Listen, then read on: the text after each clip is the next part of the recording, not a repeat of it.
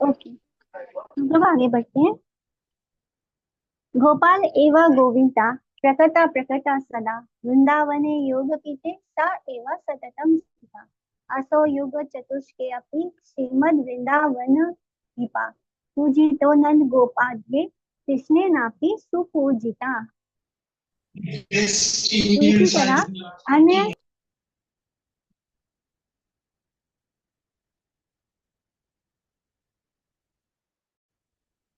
बाकी के भी ग्रंथों में इसका उल्लेख आता है गोविंद देव जी के बारे में।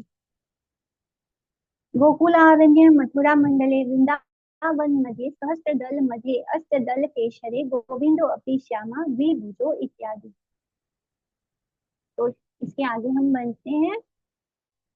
शीला रूप गोस्वामी ने से पूर्व श्री धाम वृंदावन में श्री कृष्ण विग्रह के साथ श्री राधिका के विग्रह की स्थिति नहीं सुनी जाती। यानी इसके पहले राधा रानी और कृष्ण का विग्रह साथ में नहीं था। और श्रीला रूप गोस्वामी के द्वारा श्री गोविंद देव के विग्रह की पुनः प्रतिष्ठा हुई और सुयोग से उसी समय पूरी धाम में जगन्नाथ जी के मंदिर में चक्र बेट नामक स्थान पर श्री राधा रानी का एक विग्रह विराजमान था। तो सभी लोग उस राधा विग्रह की लक्ष्मी जी के रूप में पूजा करते थे। तो महाराज प्रताप रुद्र के पुत्र पुरुषोत्तम जाना को श्रीमती राधा रानी ने स्वप्न में आदेश दिया और कहा, मैं लक्ष्मी नहीं हूँ, मैं ब्रजेंद्र नंदन श्री कृष्ण की प्रियतमा राधा हूँ।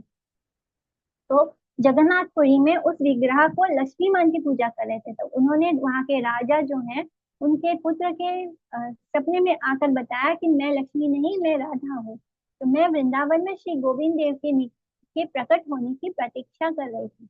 मैंने अब तो गोविंद देव जी को शिलारूप गोस्वामी ने प्रकट कर दिया।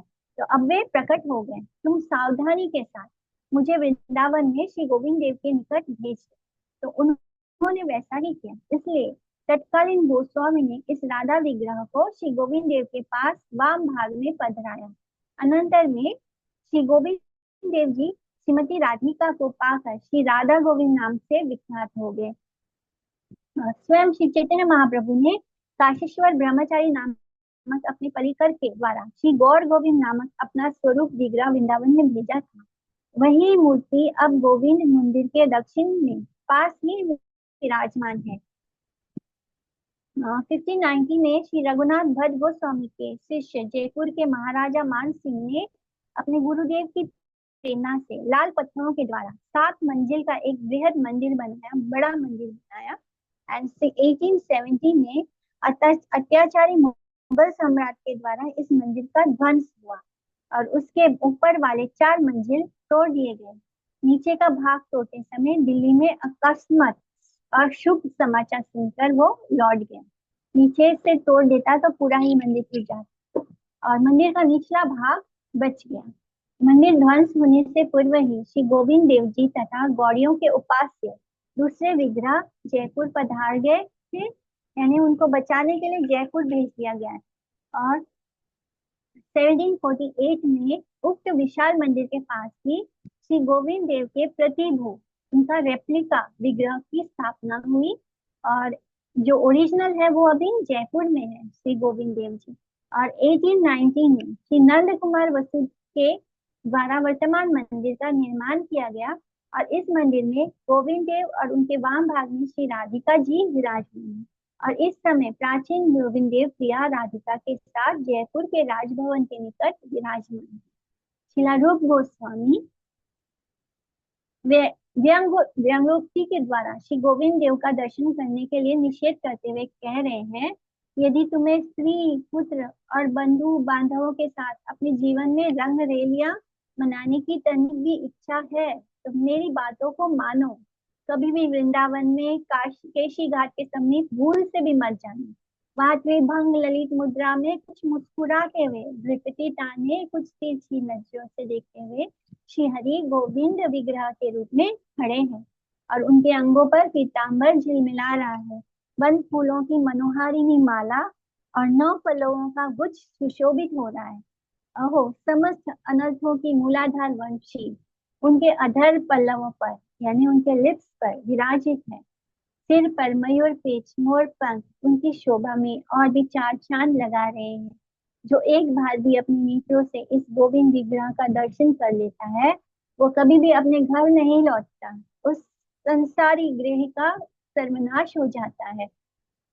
इसलिए हे संसारी जीव, हे मटेरियल माने जीवात्मा, खबरदार केशी घाट को की ओर कभी भी मत जाना, अन्यथा कोई अनहोनी विपदा की संभावना है, यानी तुम्हारे साथ कोई अनहोनी हो जाएगी। मैंने जो भी श्री गोविंद देव जी को एक बार देख लेगा तो फिर वो इस संसार को भूल जाएगा, अपनी मटेरियल लाइफ को भूल जाएगा, वो उनमें ही उनके प्रेम में डूब जाएगा। इसलिए तुम्हारा मटेरियल लाइफ हमेशा के लिए खत्म हो जाएगा, तुम्हें अनहोनी विपदा की संभावना है। श्री मदन मोहन जी, महाराज वज्रनाभ ने श्री गोविंद देव, श्री गोपीनाथ एवं श्री मदन मोहन इन तीन विग्रहों की श्री धाम वृंदावन में स्थापना की थी। तो समय के साथ कालांतर में मलेच्छों यानी मुस्लिम राजाओं के अत्याचार से पुजारी लोग इन विग्रहों को इधर उधर छिपा कर वहां से चले गए। वृंदावन घोर जंगल के रूप में परिणित हो गया और बहुत वर्षों के पश्चात किस प्रकार श्रीला रूप गोस्वामी के द्वारा श्री गोविंद देव जी पुनः प्रकटित हुए, पहले इसका उल्लेख हम कर चुके हैं। अब सनातन गोस्वामी ने किस प्रकार श्री मदन मोहन जी को प्रकाश किया, यहाँ संक्षेप में उसका उल्लेख है। श्रीला सनातन गोस्वामी कभी कभी सुबह प्रातः काल वृंदावन से 16 मील चलकर 14 मील गोवर्धन की परिक्रमा करते। उनका ये नियम था कि वो रोज गोवर्धन जी की परिक्रमा करते। तो वहां से 16 मील पैदल चलकर मथुरा में मधुकरी करते। मधुकरी माने जैसे मधुमक्खी होती है, वो अलग अलग फूल से थोड़ा थोड़ा पराग लेती है, यानी थोड़ा थोड़ा हनी लेती है। वो एक ही फूल से सब कुछ नहीं लेती। तो मधुकरी मतलब यही होता है कि जो सन्यासी होते हैं वो हर घर से थोड़ी थोड़ी भिक्षा लेते हैं, यानी एक ही जगह से नहीं लेते हैं सारा। तो इसको मधुकरी बोलते हैं। तो मथुरा में वो मधुकरी करते और पुनः वृंदावन में अपनी भजन कुटी में पहुंच जाते। तो एक दिन मथुरा के एक चौबे के घर में मधुकरी मांगने गए। तो कल हम लोग ने पढ़ा था वो चौबे इनके बारे में। तो एक दिन वो मथुरा में पहुंचते हैं और वहां किसी चौबे के घर में जाकर मधुकरी मांगते हैं। तो वहां क्या देखते हैं कि चौबे जी के घर में दो सुंदर बालक गुल्ली डंडा खेल रहे हैं। एक श्याम कंठी वाले मदन नामक चंचल बालक ने चौबाइन के बालकों को पराजित कर दिया। तो मदन ने पराजित चौबे बालक के कंधे पर बैठकर घोड़े पर चढ़ने का आनंद लिया। तो दूसरी बार पराजित होने पर जब मदन के कंधे पर चौबे बालक को चढ़ने की बारी आई तो मदन भाग कर मंदिर में प्रवेश कर गया और ऐसा देखकर चौबे का बालक क्रोध से गाली देता हुआ उसके पीछे दौड़ा। वह मंदिर में प्रवेश करना ही चाहता था, किंतु पुजारी ने उसे डांट डपट कर भगा दिया। अंत विग्रह बने मदन को दूर से ही तर्जनी अंगुली दिखाते हुए चौबे बालक ने कहा, अच्छा कल मैं तुझे देख लूंगा। तो श्री सनातन गोस्वामी इस दृश्य को देखकर बहुत आश्चर्यचकित हो गए। दूसरे दिन वे कुछ पहले ही दर्शनों की पिपासा लेकर पहुंच गए। कलेवा का समय था। अंत मैंने सुबह का नाश्ता होता है जो रात को बच जाता है, तो उसको सुबह कलेवा बोलते हैं। तो वो लोग खाते हैं। तो कलेवा का समय था। अंत चौबाइन दोनों बालकों को कलेवे के लिए खिचड़ी पकाई रही थी कि अभी उसने स्नान आदि भी नहीं किया था। यानी वो दो जो बालक हैं उन्होंने स्नान भी नहीं किया था। दोनों बालक कलेवे की प्रतीक्षा में बैठे थे और जो मैया थी वो दातुन करती जा रही थी तथा उसके दूसरे सिरे से खिचड़ी को भी जलाती जा रही थी। में भी कलेवा का मतलब है कि जो ब्रेकफास्ट है वो बना रही थी, खिचड़ी बना रही थी। तो वहाँ सुबह का समय था, अर्ली मॉर्निंग था, जिसने भी स्नान नहीं किया था वो जो चौबाइन थी वो भी उसने क्या किया, वो उसने खिचड़ी चढ़ाया हुआ था। वो दातुन कर रही थी। दातुन जो लंबी लकड़ी होती, तो एक तरफ से वो दातुन भी कर रही थी और पीछे के सिरे से दातुन के उससे खिचड़ी को भी चला रही। तो ये देखते हुए मैया दातुन करती जा रही है और उसके दूसरे सिरे से खिचड़ी को भी चलाती जा रही है। तो खिचड़ी पक जाने पर कटोरी में गरम गरम खिचड़ी बालक के सामने रखकर मुख की फूंक से ठंडा भी करने लगी, यानी मुंह से फूंक मार के उस खिचड़ी को ठंडा भी कर रही थी। तथा दोनों बालक बड़े प्रेम से खिचड़ी का रसास्वादन कर रहे थे। वो दोनों उसको बड़े प्रेम से खा रहे थे। सनातन गोस्वामी से चौबाइन का यह अनाचार सहन नहीं हुआ। उन्होंने कहा, मैया इन बालकों को बिना स्नान किए दांतों से खिचड़ी चलाकर अपवित्र कलेवा देना उचित नहीं। चौबाइन को अपनी भूल समझने में आ गई, बोली बाबा कल से शुद्ध रूप से बनाकर इन्हें कलेवा कराऊंगी। तो श्री सनातन गोस्वामी श्री मदन मोहन विग्रह की कुछ और भी लीलाएं देखने के लिए तीसरे दिन पुनः पधारे। तीसरे दिन फिर वो वहीं पहुंचते हैं। तो आज मैया ने स्नान पूजन में विलंब के कारण जो दोनों बालक हैं वो भूख लगने के कारण कलेवा के लिए मचल रहे हैं। वो ब्रेकफास्ट उनको मिला नहीं अभी तक, क्योंकि जो चौबाइन है वो उनको समझ में आ गया कि वो झूठा कर रही थी, दातुन से ही चला रही थी। तो वो अच्छे से स्नान वगैरह करके उसमें उनको विलम्ब हो गया, देर हो गई। तो उन्हें सांत्वना देते हुए स्नान आदि से निवृत्त होकर बर्तनों को धोकर खिचड़ी पका रही थी। तो दोनों बालक उसके वस्त्र पकड़कर मचल रहे थे, उसके आंचल को खींच रहे थे कि भूख लगी है। सनातन गोस्वामी भी यह भी सहन नहीं कर सके। वे मैया के पास जाकर बोले, मैया तुम्हें स्नान आदि के द्वारा पवित्र होने की कोई आवश्यकता नहीं। यदि यह मदन तुम्हारे अपवित्र और झूठे कलेवे से ही प्रसन्न है तो वैसा ही करना उचित है। क्योंकि वो समझ गई ये मदन कौन है, मदन मोहन ये कृष्ण है, जो बालक के रूप में आते हैं और चौबाइन के घर में रोज जो भी वो बनाती है वो पाते हैं। तो वो समझ गए कि ये इतना भूख से तड़प रहे हैं, अगर ये चौबाइन पूरा स्नान वगैरह करके आएगी और फिर बनाकर खिलाएगी तब तक तो बहुत देर हो जाएगी। तो उन्होंने कहा कि तुम्हें इस तरह करने की जरूरत नहीं, जैसे तुम रोज इन्हें अ, अ, कलेवा खिलाती हो उसी तरह की। तो यदि यह मदन तुम्हारे अपवित्र और झूठे कलेवे से प्रसन्न है तो वैसा ही करना उचित है। मैंने तुम्हारे चरणों में अपराध किया है, पर से तुम अपनी समझ से इनको संतुष्ट करने के लिए जैसा भी उचित समझो वैसा ही करना।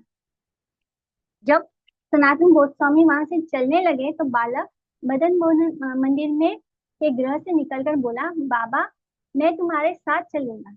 किंतु श्री सनातन गोस्वामी ने कहा, मैं बिल्कुल निष्किंचन व्यक्ति हूँ, ना मेरे रहने का स्थान है, ना स्वादिष्ट भोजन की व्यवस्था है। जब यशोदा मैया भी तुम्हें संपूर्ण रूप से संतुष्ट नहीं कर सकी तो मैं तुम्हारा पालन पोषण कैसे कर सकता हूँ। फिर भी बालक मदन उनके साथ चलने की जिद करने लग गया। तो सनातन गोस्वामी जी ने कहा, यदि चलने की इच्छा है तो मैं तुम्हें कंधे पर बैठाकर नहीं चल सकता, तुम मेरे पीछे पीछे चले आओ।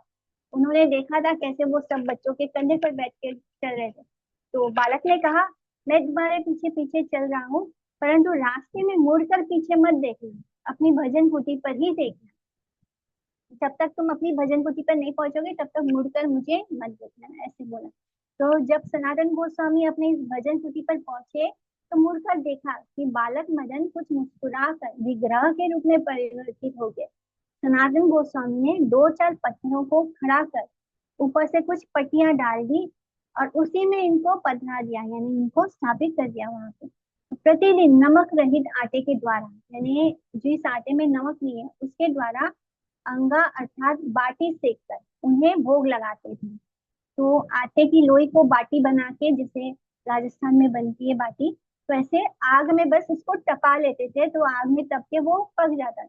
तो उसमें नमक भी नहीं होता था, आटे का बस गोल गोल लोई बना के उसे पका लेते थे और वही मदन मोहन जी को ऑफर करते थे। किंतु नमक रहे तो दे, कुटी में नमक भी नहीं था उनके पास। तो मदन मोहन जी ने कहा कि ये सूखी बाटी मेरे गले से नीचे नहीं उतर रही है। तो सनातन गोस्वामी ऐसा जानकर बड़ा ही अनुताप करने लगे, उन्हें बड़ा तकलीफ होने लगा क्योंकि उनके कुटिया में तो नमक भी नहीं था। तो इसी समय मुल्तान देशीय कृष्णदास कपूर नामक एक धनी व्यवसायी बड़ी बड़ी नौकाओं में बहुत ही कीमती कीमती मूल्यवान द्रव्य लेकर व्यवसाय करने के लिए जा रहा था। तो परंतु सनातन गोस्वामी की भजन कुटी के सामने ही यमुना नदी में नावें रेती में अटक गई। तो उसके नाव में मणि रत्न सब भरा हुआ था और वो बस निकलने ही वाला था, लेकिन वो नाव जो है वो रेती में से आगे घसकने को ही तैयार नहीं हो रही, और ये सनातन गोस्वामी के भजन कुटी के सामने ही था। तो लाख चेष्टा करने पर भी वे वहां से निकल नहीं सके। तो व्यवसायी ने, जो बिजनेसमैन है, उसने उतर कर कुटी के सामने बहुत सुंदर श्री मदन मोहन विग्रह को देखा तथा सनातन गोस्वामी के इंगित करने से उनके सामने बैठकर रोने और गिड़गिड़ाने लग गया। उसने मन ही मन संकल्प किया कि मेरी नाव अगर निकल जाए तो मैं व्यवसाय में जो भी लाभ कमाऊंगा उसके द्वारा ठाकुर जी के लिए एक सुंदर मंदिर का निर्माण कर इनकी सेवा पूजा और भोग राग का उचित प्रबंध करूंगा। अभी कहाँ खड़े थे वो, एक बस पत्थर के टीले पर उनको पधरा दिया, वहां पे बैठा दिया था। तो उन्होंने, क्योंकि उनकी नाव इतनी कीमती है और वो चल ही नहीं रही है, अगर वो व्यवसाय करने के लिए नहीं निकलेंगे तो उनका बड़ा नुकसान हो जाएगा, तो वो वहां पे रोते हैं, गिड़गिड़ाते हैं और प्रार्थना करते हैं कि अगर वो नाव चल पड़ी और उससे जो भी प्रॉफिट होगा तो उस प्रॉफिट से वो मदन मोहन जी के लिए एक बड़ा मंदिर बनाएंगे और उनकी सेवा का सारा इंतजाम कर देंगे। तो उसने श्री सनातन गोस्वामी की प्रेरणा से श्री मदन मोहन जी का संकल्प लेने के साथ ही नौकाएं अपने आप चलने लग गई। तो जैसे ही उन्होंने संकल्प लिया था वैसे ही वो नौका जो है वो यमुना जी में अपने आप ही चलने लगी। उस व्यवसाय में उसे बहुत प्रचुर धन मिला, बहुत प्रॉफिट हुआ। तो उसने श्री सनातन गोस्वामी की प्रेरणा से श्री मदन मोहन जी का विशाल मंदिर बनवाया। परंतु सनातन गोस्वामी भोग राग सेवा पूजा आदि की समुचित व्यवस्था का सब भार पुजारियों पर छोड़कर पुनः वापस ब्रज में मधुकरी द्वारा किसी प्रकार जीवन निर्वाह करते हुए एक एक पेड़ के नीचे रहते हुए कठोर साधन भजन करते। माने वो किस तरह रहते थे कि वो मधुकरी मांग के अपना भोजन लेते थे, और मधुकरी माने दिन में बस एक बार किसी से मांग लिया कुछ, वही उनका भोजन होता था। पूरे दिन में फिर कुछ भी नहीं। और किसी भी एक पेड़ के नीचे भी एक रात एक पेड़, और दूसरे दिन दूसरा पेड़ और उसके नीचे, यानी एक पेड़ भी 2 दिन वो ठहरे ऐसा नहीं था। तो नीचे रहते हुए वो कठोर साधन भजन करने लगे। श्री सनातन गोस्वामी के अप्रकट लीला में प्रवेश करने के बाद, यानी जब वो धाम को चले गए, तो 1670 में हिंदू विरोधी औरंगजेब ने इस मंदिर के शिखर आदि को तोड़ दिया, इस मंदिर को भी तोड़ दिया और इसे अपवित्र कर दिया। और इसके पहले ही मदन मोहन जी अन्य विग्रहों के साथ जयपुर चले जा गए थे, यानी सबको पता चल गया था ऐसा होने वाला है, तो उनको पहले से ही जयपुर ले जा चुके थे। और इस समय वे करौली में विराजमान हैं, यानी राजस्थान में जयपुर के पास करौली गांव करौली है, वहां पर श्री मदन मोहन जी का विग्रह है। एंड 1848 में मदन मोहन का प्रतिभू, यानी उनका जो रेप्लिका है, विग्रह प्रतिष्ठित हुआ वृंदावन में। तथा 1819 में श्री नंदलाल वसु के द्वारा वर्तमान मंदिर का निर्माण हुआ है।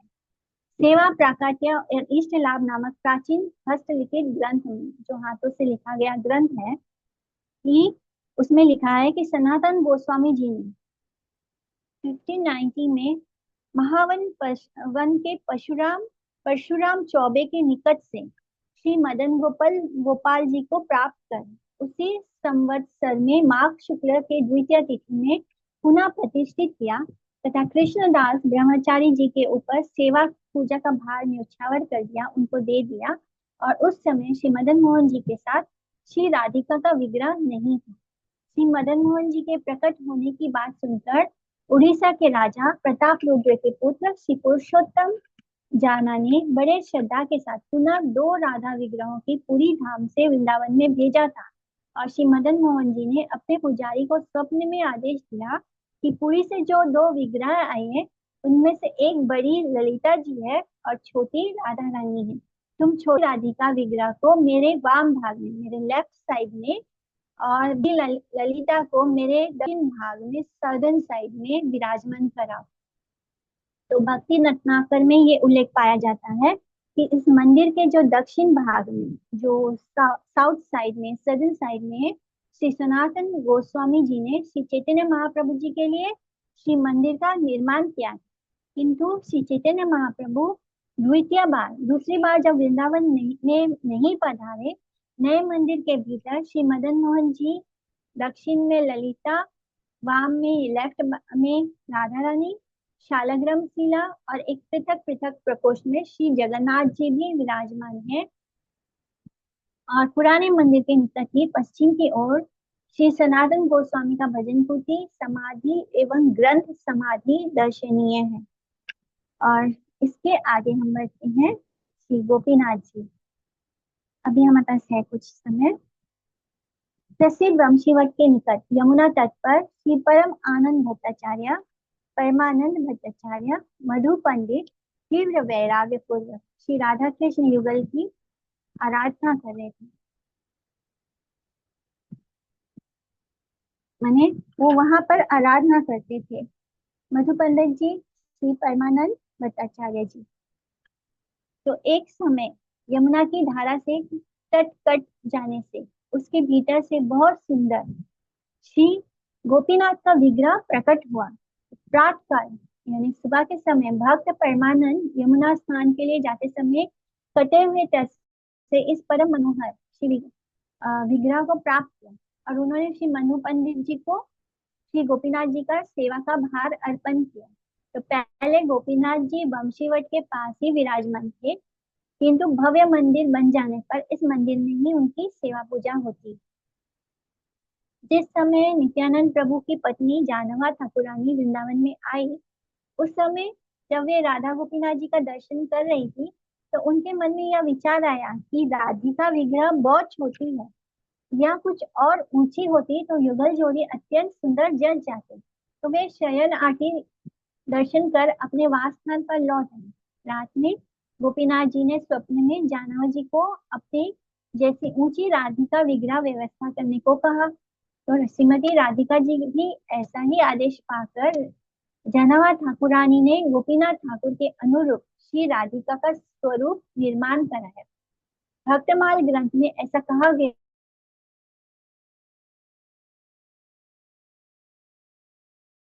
है कि श्री जनावा ठाकुरानी ने उसमें स्वयं प्रतिष्ठित होकर आदेश दिया कि मैं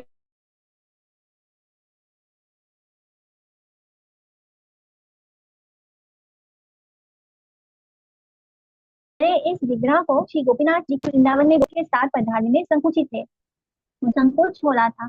तो उस समय गोपीनाथ जी ने स्वयं पुजारियों को आदेश दिया कि ये मेरी प्रिय अनंग मंजरी है, इनको मेरे वाम भाग में तथा राधा रानी को मेरे दक्षिण भाग में निसंकोच होकर पधरा।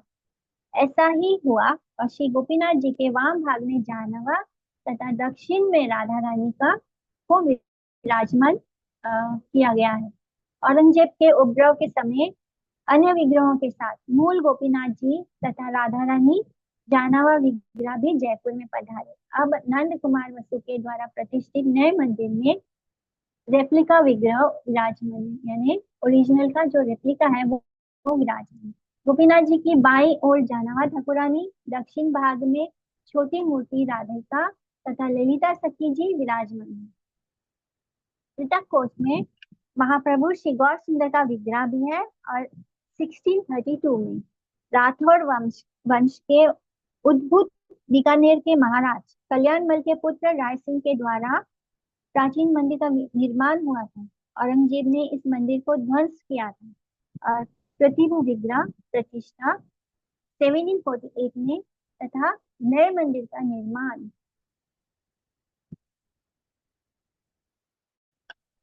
1819 में हुआ है। यानी इसमें अभी जो है विग्रह वो उनके रेप्लिका है। नए मंदिर के पास ही पूर्व दिशा में मधु पंडित जी की समाधि भी विराजमान। आगे बढ़ते हैं श्री राधा दामोदर।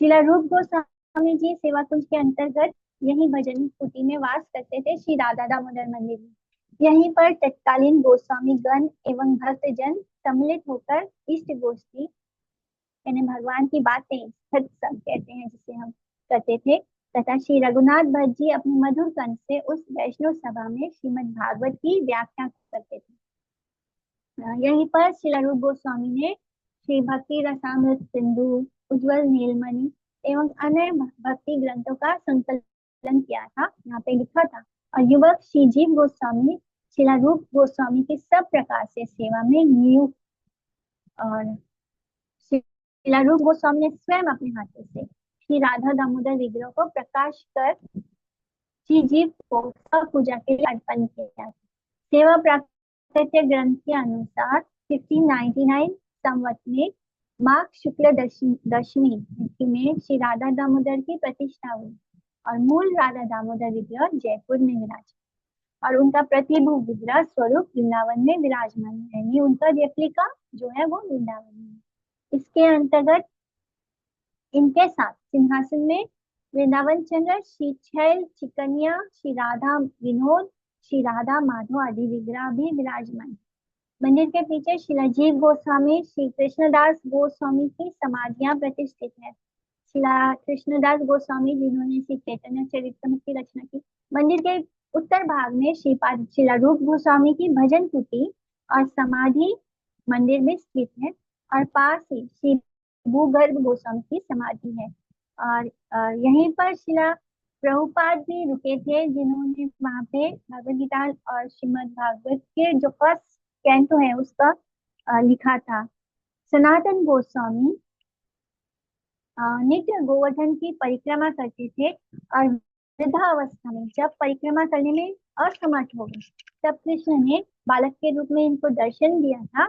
लगभग 1.5 हाथ परिमाण का लंबा वट पत्र के आकार का ही गोवर्धन शिला इन्हें प्रदान कर 1.5 हाथ लंबा गोवर्धन शिला इनको प्रदान किया था, जिससे और उनसे उसकी परिक्रमा करने का आदेश दिया था। उस शिला में कृष्ण का चरण चिन्ह, गाय के खुर का चिन्ह और वंशी का चिन्ह वर्तमान है। और सनातन गोस्वामी उस शिला को वृंदावन ले आए और नित्य प्रति उसकी प्रदक्षिणा करते थे। उनके अप्रकट होने के पश्चात शिला सनातन गोस्वामी जब अप्रकट हो गए, तो श्री जीव गोस्वामी ने उस शिला को, उस गोवर्धन शिला को अपने राधा दामोदर मंदिर में पधरा उसकी पूजा करने लगे। विशेष तिथियों में उस शिला का दर्शन कराया जाता है। इसलिए जब हम वृंदावन जाते हैं तो सब कहते हैं कि अगर आप राधा दामोदर मंदिर में श्री विग्रह के प्रदक्षिणा करेंगे 4, तो उसका मतलब होता है कि आपने पूरा गोवर्धन का परिक्रमा कर लिया, क्योंकि वहां पे भगवान ने खुद ही वो गोवर्धन शिला उनको दिया था श्री सनातन गोस्वामी को। श्री राधा रमन मंदिर, ये श्रीमद महाप्रभु की कृपा पात्र श्री गोपाल भट्ट जी के द्वारा सेवित विग्रह है। श्री भट्ट गोस्वामी पहले एक शालिग्राम शिला की सेवा करते थे, और एक समय उनकी यह प्रबल अभिलाषा हुई कि यदि शालिग्राम ठाकुर जी के हस्तपद होते तो मैं उनकी विविध प्रकार से अलंकृत सेवा करता। यानी वो सोचते हैं कि अगर शालिग्राम शिला में भगवान के हाथ वगैरह बने हुए होते तो मैं उन्हें बहुत अच्छे से सजाता, उनको अलग अलग तरह के अलंकार से उनको सुशोभित करता, तो उन्हें झूला भी झूलाता। तो ये सब उनके मन में इच्छा हो रही थी। तो भक्त वत्सल प्रभु अपने भक्त की मनोकामना पूर्ण करने के लिए उसी रात में ललित त्रिभंग श्री राधा रमन रूप में परिवर्तित हो गए। तो अभी जो हम राधा रमन जी के दर्शन करते हैं, तो वो उसी रूप में प्रकट हो गए और उनकी भक्ति की इच्छा को पूर्ण किया। तो भट्ट गोस्वामी ने नाना विधि अलंकार से भूषित कर उन्हें झूले में झुलाया तथा बड़े लाड़ प्यार से उन्हें भोग राग अर्पित किया। श्री राधा रमन विग्रह की पीठ शालिग्राम शिला जैसी ही दिखती है, यानी जब उनके पीठ की तरफ देखेंगे तो वो शालिग्राम शिला जैसा ही दिखता है, अर्थात पीछे से दर्शन करने पर शालिग्राम शिला जैसे ही लगते हैं। और 12 अंगुल का श्री विग्रह, यानी 10 उंगली को जोड़े तो बस इतना ही बड़ा है, श्री विग्रह होने पर भी बड़ा ही मनोहर दर्शन है। श्री राधा रमन विग्रह का श्री मुखारविंद गोविंद जी के समान है, और वक्षस्थल श्री गोपीनाथ जी के समान है, और चरण कमल मदन मोहन जी के समान है। इनके दर्शनों से हमें इन तीनों विग्रह के दर्शन का फल प्राप्त होता है। जब हम राधा रमन जी के दर्शन करते हैं तो हमें गोविंद देव जी के, गोपीनाथ जी के और मदन मोहन जी के तीनों के दर्शन के फल प्राप्त होते हैं। सेवा प्राकाट्य ग्रंथ के अनुसार 1599 में शालिग्राम शिला से राधा रमन जी प्रकट हुए। उसी वर्ष वैशाख की पूर्णिमा तिथि में उनका अभिषेक हुआ था। राधा रमन जी के साथ श्री राधा जी का विग्रह नहीं है, परंतु उनके वाम भाग में सिंहासन पर गोमती चक्र की पूजा होती है। श्री गोमती चक्र जो हमें द्वारका नदी में मिलता है, द्वारका में, तो वहां पे मिलता है। श्री हरि भक्ति विलास में गोमती चक्र के साथ ही शालिग्राम शिला के पूजन की विधि बताई गई है। श्री राधा रमन मंदिर के पास ही दक्षिण में श्री गोपाल भट्ट गोस्वामी की समाधि तथा राधा रमन के प्रकट होने का स्थान दर्शनीय है। अन्य विग्रहों की भांति श्री राधा रमन जी वृंदावन से कहीं बाहर नहीं गए। जैसे कि बाकी के विग्रह जयपुर चले गए, लेकिन राधा रमन जी कभी भी वृंदावन से बाहर नहीं गए। तो आज की हमारी परिक्रमा को हम यहाँ पे स्टॉप करते हैं, और कल हम राधा विनोद जी और राधा गोकुलानंद जी की दर्शन करेंगे। ठीक है। वांछा कल्पतरुभ्यश्च कृपा सिन्धुभ्येव च पतितानां पावनेभ्यो वैष्णवेभ्यो नमो नमः। आप सभी को मेरा दंडवत प्रणाम। हरे कृष्ण। हरे कृष्णा माया दंडवत प्रणाम। हरे हरे कृष्ण माता जी, दंडवत प्रणाम। दंडवत प्रणाम। हरे कृष्णा दंडवत प्रणाम दीदी। माता जी। दंडवत प्रणाम दंडवत माता जी। प्रणाम माता जी। दंडवत प्रणाम एवरीवन। हरे कृष्ण। हरे कृष्ण।